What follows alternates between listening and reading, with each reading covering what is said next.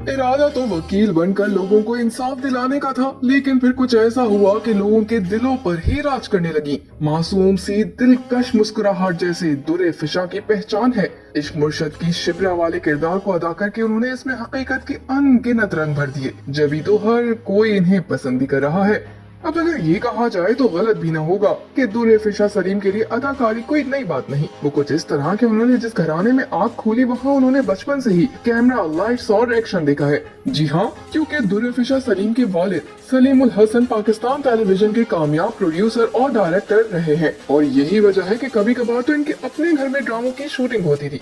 दुर्रे फिशा का 14 जुलाई 1991 को लाहौर में जन्म हुआ।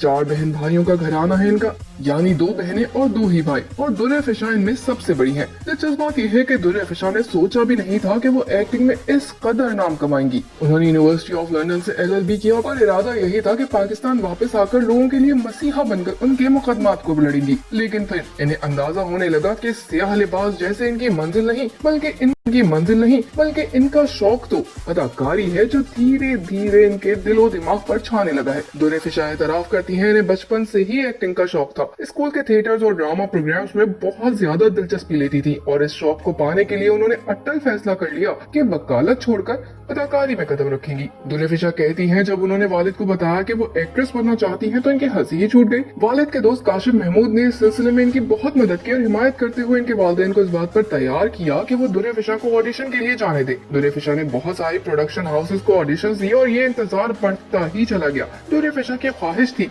कि वो वालिद के बगैर ही अपने अलग मकाम बनाए। जब 2020 में आखिरकार इन्हें ड्रामा सीरियल दिलरुबा में एक मामूली सा किरदार इरम का करने का मौका मिला, जिसमें उन्होंने अपनी तमाम तर सलाहियतों को इस्तेमाल किया। फिर एक रोज वो किचन में काम कर रही थी जब इनका फोन बजा और नदीम भी फोन पर थे, और उन्होंने कहा वो एक अच्छी सीरियल शूट कर रहे हैं जिसके लिए दुर्रे फिशा को ऑफर की गई। ये कोविड के उरूज का दौर था, सारी फ्लाइट्स भी बंद थी।